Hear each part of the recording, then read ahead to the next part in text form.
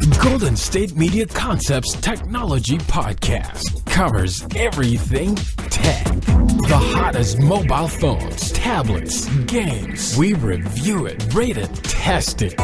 Whether you're Microsoft or Apple, Android or iPhone, we'll give it to you. Get it. Black and white. The Golden State Media Concepts Technology Podcast.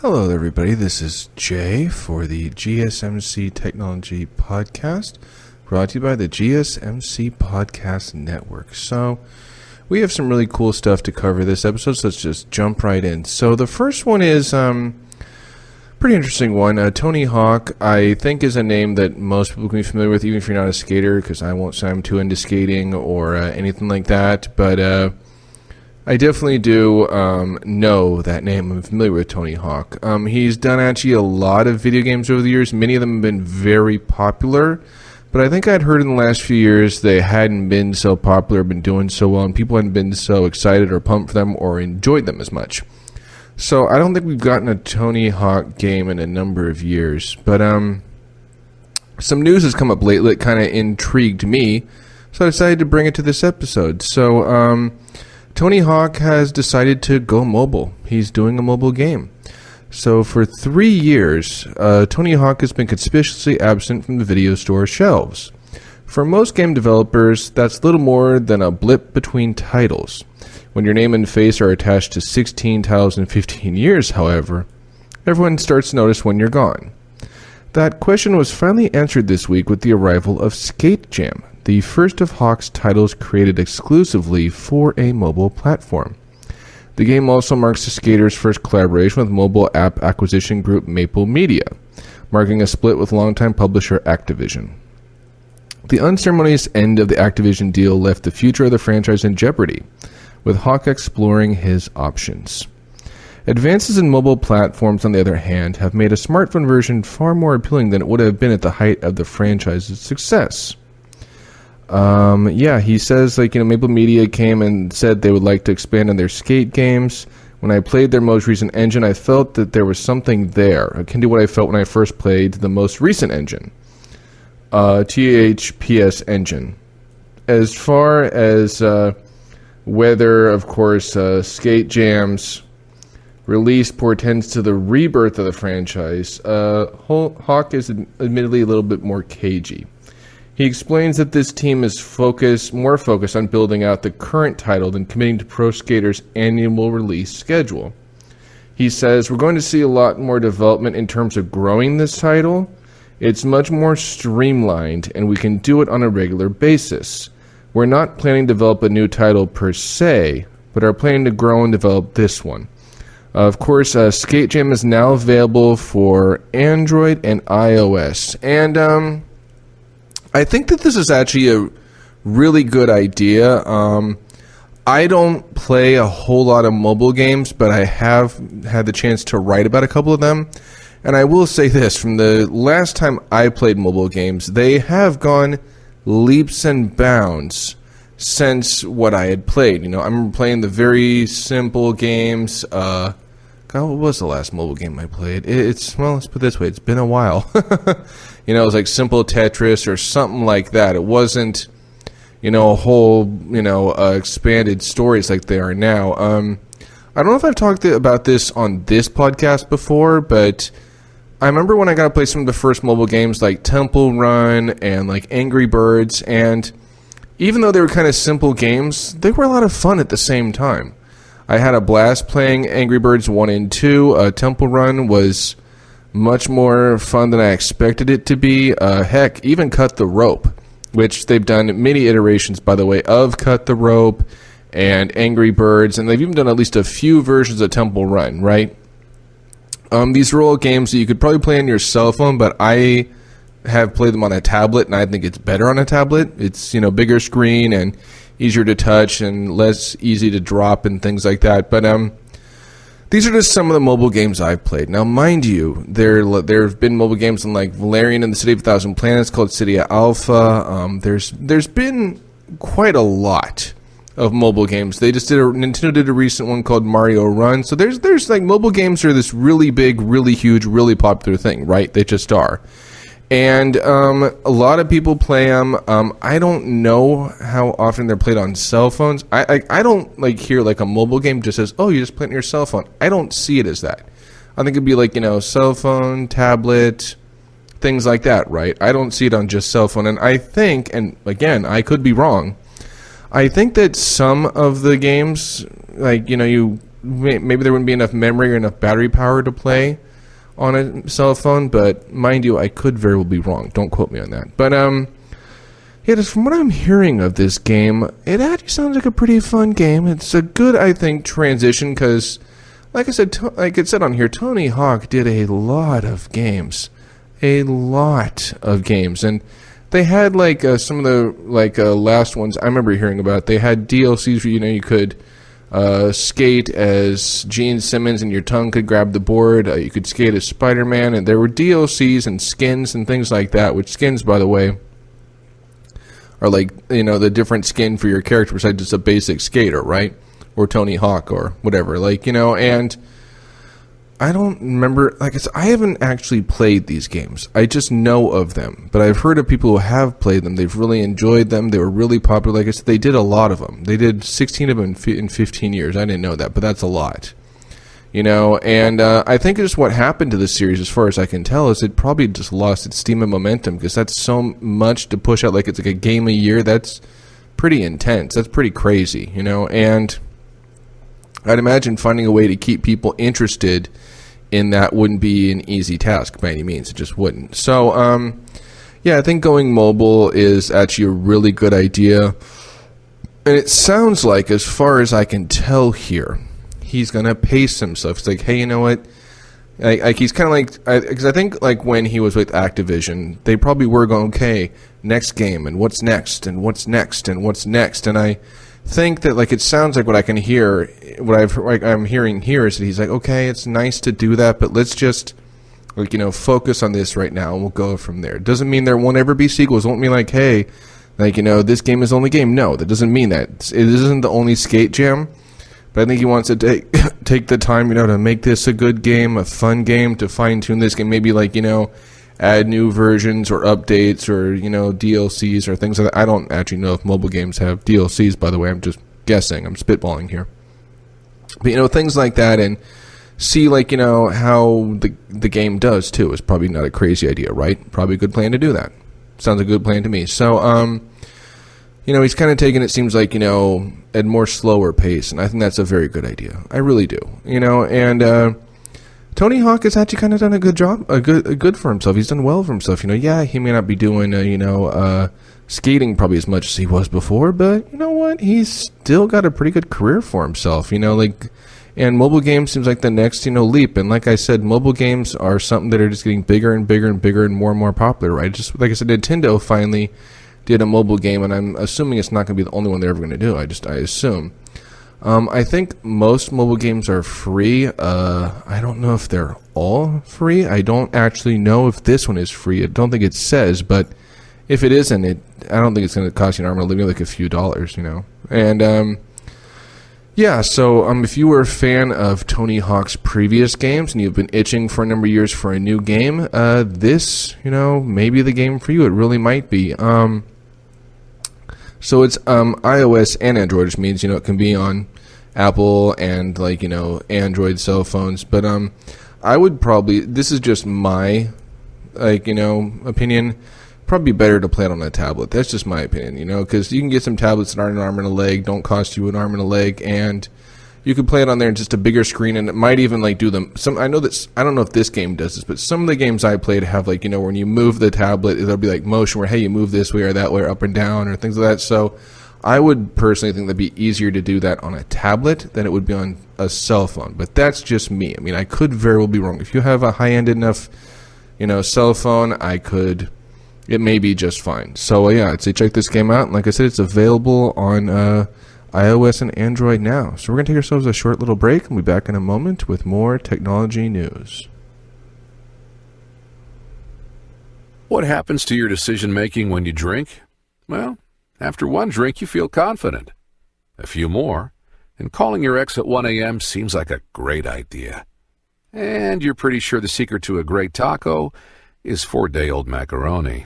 The bottom line, drunk you doesn't make great decisions. So you're risking a DUI or worse if you count on him to get you home. Plan before you party. Get home safe.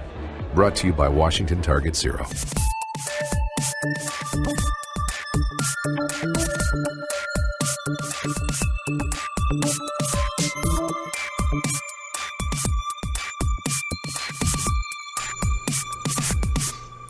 Hello everybody, this is Jay back for some more technology news. So this is another one that we're going into robotics, you know.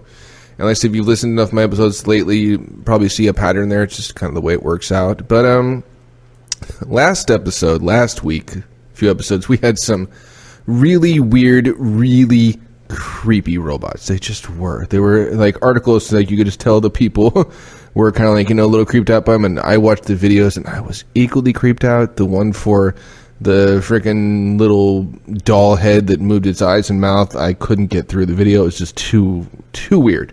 So, you're probably afraid, are we going to get more weird robot stuff like that this week? No. I am here to tell you, no, we're not. It's normal, great, actually pretty fascinating robot article. So, this is actually about a shrinking drone. So, researchers at the University of Zurich and EPFL have created a robot that shrinks to fit through gaps, a feature that could make it perfect for search and rescue missions. The researchers initially created a drone that could assess man-made gaps and squeeze through in seconds using only one camera. This extra feature, a scissor-like system to shrink the drone in flight, makes it even more versatile and allows these drones to react to larger or smaller gaps in nature. David Falanga, who is a PhD candidate, says, "The idea came up after we worked on quad-rotor flight through narrow gaps. The goal of our lab is to develop drones which can be in the future used in the aftermath of a disaster, as for example an earthquake, in order to enter buildings through small cracks or apertures in a collapsed building to look for survivors. Our previous approach required a very aggressive maneuver. Therefore, we looked into alternative solutions to accomplish a task as passing through a very narrow gap without having to fly at high speed. The solution we came up with is the foldable drone, a quadrotor which can change its shape to adapt to the task. The system measures the gap and changes its shape without outside processing, a feat that really is quite exciting. All of the processing is done on board and it can be turned into an autonomous system if necessary. The team built the drone with off-the-shelf and 3D printed parts. The main difference between conventional drones and our foldable drone is in the way the arms are connected to the body. Each arm is connected through a servo motor, which can change the relative position between the main body and the arm. This allows the robot to literally fold the arms around the body, which means that potentially any morphology can be obtained. An adaptive controller is aware of the drone's morphology and adapts to it in order to guarantee stable flight at all times, independently of configuration, says Falanga. The team published a report on their findings in Robotics and Automation Letters. As IEEE notes, this is no flying drone dragon, but is a far simpler, cooler, and more effective product. So, I actually got to see a short video of this, and I have to say, I was actually rather impressed. I mean, it's not a huge drone. It's, you know, but like they showed all these like different things, like you know, its arms would fold this way or that way on its own, and yeah, it was truly fascinating, especially after last week's robot articles. I'm like, it was a nice welcome change. It was like, okay, back to really cool, really interesting, you know, something you don't see every day, robots. You know, but beside that, I'm like, I was really impressed. I'm like, this is actually really cool. How it worked. It actually showed it could lift some objects and take them from one place to another.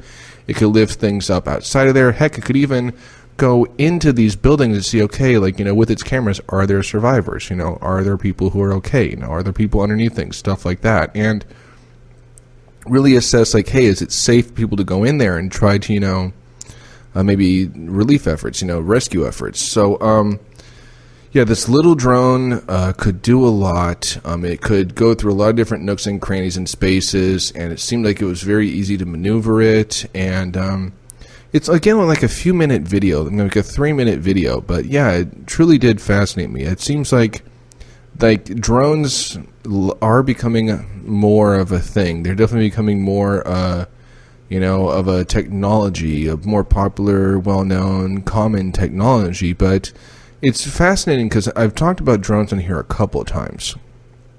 And what a number of different research teams they're trying to do now is find new ways to make the drones smaller, more versatile, and able to do more tasks that, could have really good benefits for just all parties involved, and it could change, how things are done. That's kind of how drones seem to be going. And if you watch the Ready Player One movie, drones are a big part of that movie. It shows that, hey, they could deliver pizzas, they could, drop bombs, they could be, so much more than just, hey, there's these little robots that you can use to fly around and videotape stuff. There's so much more to them than that, which is really kind of nifty and really kind of cool. And, and then in even Venom, you get to see, drones are more than just, hey, there's like flying explosives. Like, that's not all they are, but you know what I mean. Like, drones are becoming more and more of a commonplace technology, and a technology that, a lot of different research teams and scientists are trying to, push their limits and find new ways to make them,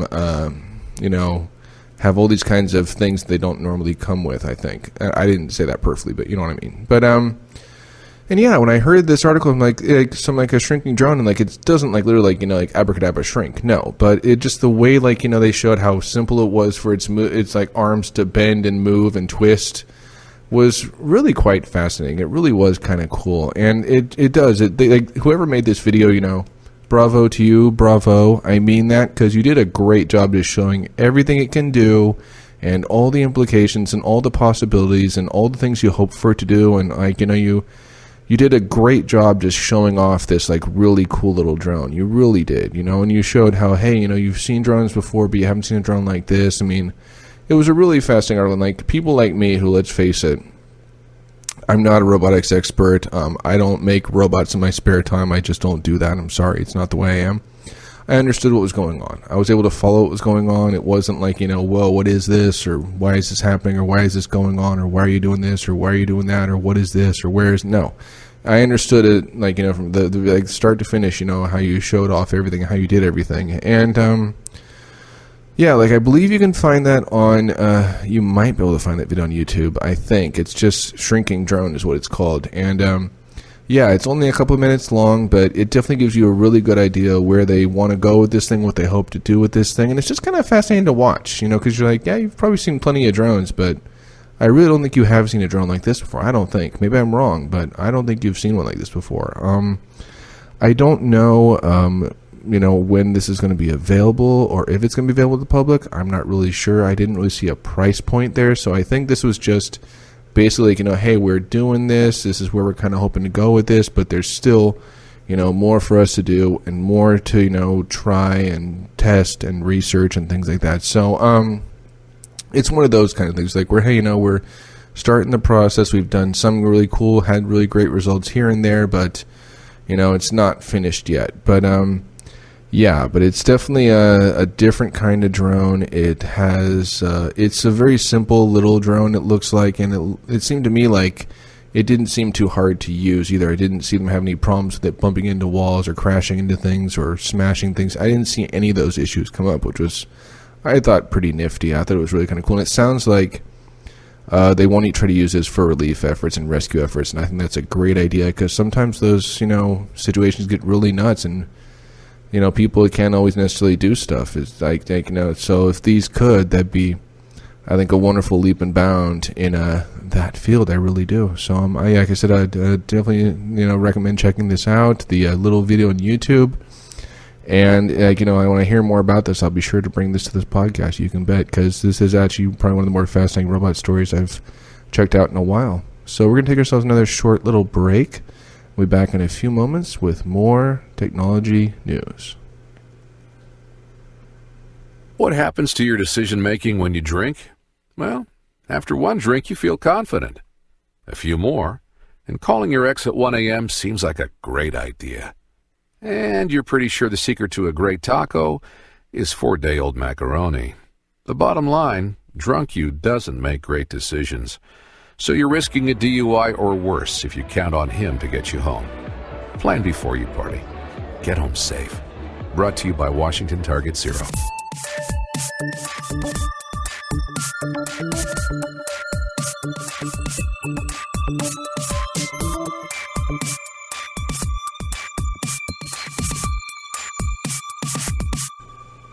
Hello, everybody. This is Jay back for some more technology news. So, I've talked about here in the past, this is really kind of like, our video game section, like where some new video game is coming out or something like that. Well, you're going to hear about it in this, our, final segment of the episode. I'm a fan of Mario games. I have played most, not all, but most of the Mario console games. The games that from like the beginning, from like, Nintendo, Super Nintendo, N64, GameCube, and then like Wii and Wii U, and now even Switch. I've played a number of the Mario games on these systems. I can't say I've beaten all of them, but I've played them. And, Mario was a very popular character, and the games are usually really, really good, really challenging, really fun games. Now, on the other hand, there are also some, handheld games they do. And I've played a handful of these. And I mean that literally. I've only played like a few of them. Let's see, what have I played? I did get to play, and I actually got to play this again recently and finally beat it, I think it was Mario & Luigi Superstar Saga. I finally got to play and beat that. I had played it years ago on the Game Boy Advance, but never really beaten it because I think like I got to a point where I thought I was stuck. I'm like, well, I can't get past the game anymore, so take a break from this, forget this. That's kind of what happened. And getting to play it again for a second time, I got to, get a feel for, okay, how the game is, and go back to playing it, really get further into it this time, and really had a blast playing this game. But I haven't really played many of the handheld games. That's just the truth. I didn't play Mario & Luigi Dream Team or something like that, or it was like Dream Saga or something like that, where I think Mario goes into Luigi's dreams, I think. I didn't play the handheld Luigi's Mansion Dark Moon. I haven't played that. And there's another game I never actually played, but I know a little bit about it, called Mario & Luigi Bowser's Inside Story. Now, I never played this game before, like I said, and I'm going to be honest, I didn't really know a lot about this game at first. I don't know if this came out like toward the end of maybe the DS days, maybe is when it came out, and I didn't really play an enormous amount of the games on the DS anyway. I just didn't. This is the truth. I had a Game Boy Advance. I didn't have a DS, so there were a number of games I missed out on. And I think some of these Mario games might have been on the DS, which is why I may never play them. It's a possibility. So anyways, if you're wondering what the plot of this game is, like I was able to find it, and here's what it is. So, in his evil plot to take over the Mushroom Kingdom, Fawful tricks Bowser into eating a magic mushroom. The mushroom causes Bowser to begin inhaling everything around him, including Mario, Luigi, and Princess Peach. Do the Mario Brothers have the guts to rescue Peach and escape? In addition to the game's revamped graphics and refined gameplay, there'll be a new side story which follows Bowser Jr. as he gathers an army, creates formations, supports his allies with an arsenal of moves, and generally causes chaos in the best way possible. So, it sounds like from what I do know of this game, because like I said, I think it was last year at E3, I got to play, a little bit, or at least did I get to play it or did I just see it? Where it was, because they did Like, I want to say earlier this year, if not late last year, they came out with a revamped version of Mario & Luigi Superstar Saga, which had originally on the Game Boy Advance, and it had on it a new story mode too, where you got to play as it was plus Bowser's minions. And it sounds like this game is going to be similar to that, where it's going to have technically 2 stories in one. I didn't actually beat Bowser's minions, but I played it a little bit, and it's kind of like that game was kind of like, okay, you're like seeing another like side quest, another chapter, or another perspective, maybe even be better, of that story, where, okay, the minions are going around to try to, like, stop certain bad guys and try to, find their, Bowser, and it wasn't a bad game. I can't say I loved it. I can't say it blew my mind, but what I played of it, it was fun. It was enjoyable. It was, not bad. It was kind of interesting, but, yeah, it wasn't something I'd say to write home about either. And it sounds like with Bowser Jr., they're going to do something similar. There's going to be another story within a story, so like another part of the story, another chapter of the story, things like that. And yeah, this game, like I said, I haven't played it before. But it didn't look bad. It looked interesting. It sounds interesting, actually, because I guess there's parts you can actually play as Bowser, and then there are parts where you play as Mario and Luigi inside Bowser, and I guess there's, like, a way you can, like, control Bowser as Mario and Luigi inside Bowser. It sounds kind of confusing, I'm not going to lie. But it might be fun. It could be a fun game. It really could be. I mean that. So, yeah, I'm intrigued about this game. I'm tempted to play it just because I haven't played it before. I really haven't. And I'm kind of, disappointed I haven't. I'm like, disappointed myself that, how have you not played this? I don't know. I haven't. So all I can really say is some way, somehow, I haven't played this game. I don't know how. I don't know why. I don't really have an explanation there of why I haven't. Just for some reason, I haven't played this game. I don't know why. I wish I had an explanation or a reason why. I haven't played this. Why? I don't know. I have no clue why I haven't. I haven't. It's just the way it is, But, yeah, if you have played this game, you might want to play the new version of this. You might have fun. You might enjoy it. It seems like, But I think it's also a game where if you haven't played it before, it might be, worthwhile to play it again and kind of like, it will be like... One thing I did notice for the Super Mario & Luigi Superstar Saga was, yeah, the graphics were definitely better. That's just a fact. I almost say that might be able to go without saying, but it was definitely better. It almost seemed like the gameplay was a little bit better, because I swear on the Game Boy Advance it wasn't as easy to play as it was for this one, and I truly mean that. Yeah, and... yeah, it seems like it's going to be a fun side-scrolling game, a interesting little chance to either play this game again if you did like it, or try it out for the first time if you've never played it before. So it sounds like that's, those both are on the table. And by the way, if you were wondering, the second one is Bowser Jr.'s Journey. That's what it is. And this game is coming out in the 3DS. It's also playable on 2DSs. And... yeah, I don't know if it's a game you have to run out and play now. I think it's going to be a game where either if you liked it, you might play it again. If you haven't and you've attempted to, this might be a chance to play it. And this game, I don't know. I'm tempted to. I'm not going to say for me it's a game I must play tomorrow. Or why can I play this game now? I won't say I'm in that place, but at the same time, I can't say I don't want to play it either. I can't say that, because it sounds different, and I think that's kind of a good thing, and that's kind of how Mario & Luigi's Superstar Saga was, which I hope I'm saying that right. I think I'm saying that right. I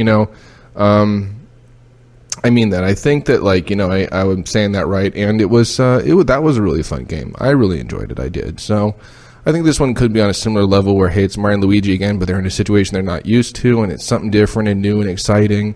And this game does come out on January 11th next year, so, it's almost the holidays. It'll be there before we know it. I'm sure you can probably pre-order this now on a number of different websites, like Target or GameStop or something like that, or Best Buy, or even on the Nintendo website themselves, So, yeah, I would say check it out, and if you haven't played it before, or if you have, here's a chance to play it again. Maybe have some younger generations play it, because I want to see this game originally might have come out at least a few years ago. So, yeah, so it looks like it might be fun and kind of cool and exciting, and I'm definitely intrigued about the game, that's for sure. I don't know if it's going to be the greatest game ever, but I'm definitely curious and intrigued by it. So that's all we have for this episode of technology, this technology podcast. I hope you had a lot of fun and learned some really cool things, but don't worry, we'll be back real soon with more technology news.